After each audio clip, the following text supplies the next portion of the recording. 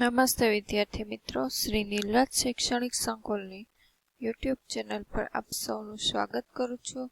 આજે આપણે ધોરણ 9માં વિજ્ઞાન વિષયમાં પ્રકરણ નંબર 4 પરમાણુનું બંધારણ વિશે અભ્યાસ કરવાનો છે. આગળના પ્રકરણમાં આપણે પરમાણુ વિશેની થોડી ઘણી માહિતી મેળવી કે પરમાણુઓ આપણે શું જોયું કે પરમાણુઓ અને અણુઓ શેના દ્રવ્યના મૂળભૂત બંધારણીય ઘટકો છે. પ્રકરણ 3માં શીખ્યા ને કે જુદા જુદા પ્રકારના દ્રવ્યનું અસ્તિત્વ છે એ દ્રવ્યની રચના કરતા જુદા જુદા પરમાણુને કારણે હોય. ખબર છે કે દ્રવ્યનો તત્વનો નાનામાં નાનો એકમ શું હોય તો કે પરમાણુનું વિભાજન પછી વધુ પડતું શક્ય છે નહીં. હવે આપણને એ પ્રશ્ન ઉદ્ભવે કે કોઈ એક તત્વનો પરમાણુ છે તે બીજા તત્વના બંધારણ કરતા જુદો શા માટે પડે? આપણે કહીએ ને તત્વના છે તો પરમાણુ, બધા નામ પરમાણુ જ આપ્યું બધા તત્વના, તો એમ થાય કે એક દ્રવ્યનો પરમાણુ બીજા દ્રવ્યના પરમાણુથી કેમ અલગ પડે? હાઇડ્રોજનનો પરમાણુ છે એ કાર્બનના ઓક્સિજનના પરમાણુ કરતા કઈ રીતે અલગ પડતો હશે એ જાણવું જરૂરી છે ને. તો કે ડાલ્ટને સૂચિત કર્યા મુજબ શું પરમાણુઓ ખરેખર અવિભાજ્ય હોય છે? એમ ડાલ્ટને કહ્યું હતું કે પરમાણુનું વિભાજન શક્ય નથી, અવિભાજ્ય હોય. કે છેલ્લું વિભાજન અણુઓનું કરતા જો અતિ સૂક્ષ્મ જે અણુ મળે છે, કણ મળે છે, એને આપણે પરમાણુ કહીએ છીએ. આ પરમાણુનું હવે વિભાજન શક્ય છે નહીં. અથવા શું પરમાણુની અંદર આપણને એમ થાય નાના ઘટકો હશે કે તો આ પ્રકરણમાં આપણે એના વિશે જ અભ્યાસ કરવાનો છે. પરમાણુનું બંધારણ કેવું હોય છે, કે પરમાણુની અંદર પણ બીજા ઘટકો હોય છે કે નહીં. તો 19મી સદીના અંતમાં વૈજ્ઞાનિકો સમક્ષ મુખ્ય પડકાર એ હતો કે પરમાણુનું બંધારણ રજૂ કરવું તેમજ તેના મહત્વના ગુણધર્મો સમજાવવા. અનેક પ્રયોગોના આધારે પરમાણુનું બંધારણ સ્પષ્ટ કરવામાં આવ્યું છે કે પરમાણુઓ છે તે અવિભાજ્ય ન હોવાના સંકેતો પૈકી એક સંકેત એ છે કે સ્થિર વિદ્યુત અને જુદા જુદા પદાર્થોની વિદ્યુતના વહનની પરિસ્થિતિના અભ્યાસો દ્વારા મળ્યો કે સ્થિર છે પરમાણુ અવિભાજ્ય છે. શેના દ્વારા? તો કે સ્થિર વિદ્યુત ને જુદા જુદા પદાર્થોના વિદ્યુતના વહનની પ્રવૃત્તિ કરી અભ્યાસ દ્વારા. હવે પહેલો ટોપિક છે આપણા ચેપ્ટરમાં ભણવાનો કે દ્રવ્યમાં રહેલા વીજભારિત કણો. એના માટે તમને પ્રવૃત્તિ આપેલી છે કે કોરા વાળ તમારા હોય એમાં કાંસકો ફેરવો. કોરા એટલે કે તેલ વગર. શું હવે કાંસકો કાગળના નાના નાના ટુકડાઓને આકર્ષિત કરશે? એમ કીધું. તમે ટ્રાય કરજો. કાંસકો છે એ નાના ટુકડાને આકર્ષિત કરશે. પછી એમ કીધું કાચના સળિયાને રેશમના કાપડ પર ઘસો અને ત્યારબાદ તે સળિયાને હવા ભરેલા ફુગ્ગાની નજીક લઈ જાઓ. શું થાય છે? તો કે આ પ્રવૃત્તિઓ પરથી આપણે એ તારણ કાઢીએ કે બે વસ્તુને એકબીજા સાથે ઘસવાથી તેઓ વીજભારિત બને છે. એમ કે એવો પ્રશ્ન પૂછે કે શું આપણે એવું તારણ કાઢી શકીએ? તો એવું હોય કે વિદ્યુત ભાર બને તો આ વીજભાર આવે છે ક્યાંથી? એવો પ્રશ્ન થાય ને. આ પ્રશ્નનો ઉત્તર ત્યારે આપી શકાયો કે જ્યારે પરમાણુ વિભાજ્ય છે અને વીજભારિત કણોનો બનેલો છે તેવું જાણી શકાય. જો ડાલ્ટને શું કીધું હતું કે અવિભાજ્ય છે, એવું કીધું હતું કે પરમાણુ અવિભાજ્ય છે, પણ આના આધારે આપણે કહી શકીએ પરમાણુ વિભાજ્ય છે અને વીજભારિત કણોનો બનેલો છે, કે એની અંદર પણ વીજભારિત એટલે કે વિદ્યુત ભાર ધરાવતા કણો છે. કે પરમાણુમાં રહેલા વીજભાર કણોની હાજરીના રહસ્યને સ્પષ્ટ કરવા અનેક વૈજ્ઞાનિકોએ યોગદાન આપ્યું. કે 1900 સુધી એમ જાણી લેવાયું હતું કે પરમાણુ અવિભાજ્ય કણ હતો, પરંતુ તે ઓછામાં ઓછો એક અપરમાણવીય કણ એટલે કે શું તો કે ઇલેક્ટ્રોન ધરાવે છે, કે જે પરમાણવીય કણ નથી. જેની ઓળખ કોણે આપી હતી? તો કે જે થોમ્સન. હવે તમને પ્રશ્ન પૂછે કે ઇલેક્ટ્રોનની શોધ કોણે કરી હતી? તો શું કહેવાનું? તો કે જે થોમ્સનને. કે ઇલેક્ટ્રોનની શોધ થઈ તે પહેલા ગોલ્ડસ્ટીને 1886માં વાયુ વિભારમાં નવા વિકિરણોની હાજરી શોધી. કે ગેસ ડિસ્ચાર્જ એમ કે વાયુ વિભારમાં નવા જે વિકિરણો છે એની હાજરી શોધી હતી. આ વિકિરણોને કેનાલ કિરણો કહેવાયા હતા. શું કહ્યું હતું એને? તો કે કેનાલ કિરણો. આ કિરણો તો કે ધન વિદ્યુત ભારિત વિકિરણો હતા, જે આખરે અન્ય અપારમાણવીય કણોની શોધ તરફ દોરી ગયા. જો કે આને શું કીધું કે ઇલેક્ટ્રોન હતા, અને એ પહેલા શું કીધું કે ધન વિદ્યુત ભારિત કણ હતા પરમાણુ.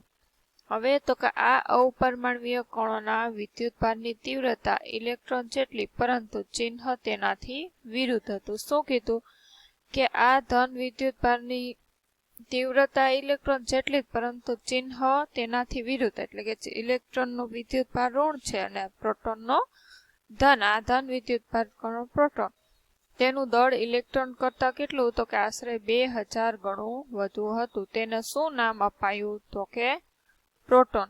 સામાન્ય રીતે આપણે ઇલેક્ટ્રોનને E- એટલે અને પ્રોટોનને P+ દ્વારા દર્શાવાય છે. કે પ્રોટોનનું દળ 1 એકમ અને તેનો વીજભાર +1 લેવાય છે. ઇલેક્ટ્રોનનું દળ નહિવત હોય એટલે તેનો વીજભાર શું લેવામાં આવે છે? માઇનસ. પરમાણુ છે તે પ્રોટોન અને ઇલેક્ટ્રોનનો બનેલો છે. એ હવે તો સાબિત થઈ ગયું કે જે પરસ્પરના વીજભારને સમતોલિત કરે. ઇલેક્ટ્રોન અને પ્રોટોન એકબીજાનો વીજભાર સમતોલિત કરે. એમ કીધું ને કે ઇલેક્ટ્રોનના દળ જેટલો તે એની જેટલી તીવ્રતા ધરાવતો. એમ એટલે બેયના તો કે દળની શું હોય? સંખ્યાની સમાન.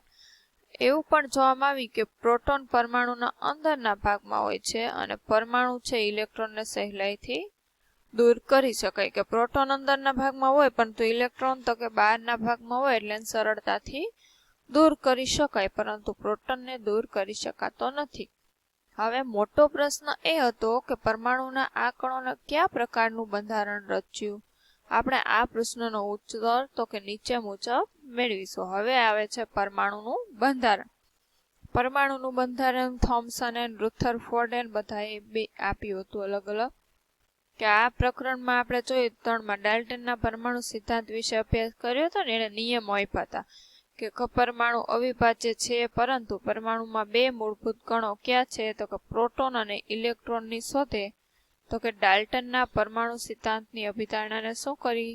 ખોટી સાબિત. હવે એ જાણવા મળ્યું કે પરમાણુ અંદર પ્રોટોન અને ઇલેક્ટ્રોન કેવી રીતે ગોઠવાયેલા છે. તો આ સમજાવવા માટે અનેક વૈજ્ઞાનિકોએ પરમાણુય નમૂના રજૂ કર્યા. કે જે થોમ્સને પ્રથમ વૈજ્ઞાનિક હતા જે પરમાણુનું બંધારણ સંબંધિત નમૂનો રજૂ કર્યો. પ્રથમ નમૂનો કોણે રજૂ કર્યો હતો એવો પ્રશ્ન પૂછે તો જે થોમ્સન. કે થોમ્સને રજૂ કરેલા પરમાણુય નમૂનો શું હતો? તો કે ક્રિસમસ કેકને મળતો હતો. તેમના મત મુજબ તો કે પરમાણુ ધન વિદ્યુત ભારિત ગોળો છે. એમ કીધું ધન વિદ્યુત ભાર ધરાવતો ગોળો છે, જેમાં ક્રિસમસ કેકમાં ગોઠવાયેલા સૂકી દ્રાક્ષની માફક ઇલેક્ટ્રોન ગોઠવાયેલા છે.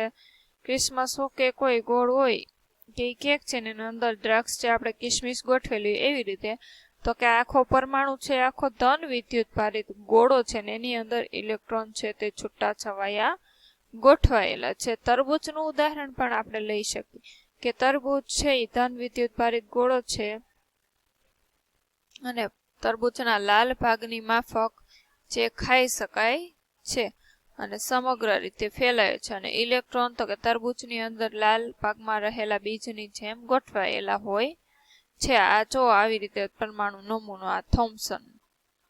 એટલે થોમ્સને સૂચવ્યું, આ એની થોમ્સનનો પરિચય છે કે થોમ્સને સૂચવ્યું કે પરમાણુ છે તે ધનભારિત ગોળાનો બનેલો છે અને ઇલેક્ટ્રોન તેમાં જડિત થયેલા હોય છે. પરમાણુમાં ઋણભાર અને ધનભાર સમાન માત્રામાં હોય છે, તેથી પરમાણુ વિદ્યુતભારની દ્રષ્ટિએ કેવો હોય છે? તો કે તટસ્થ.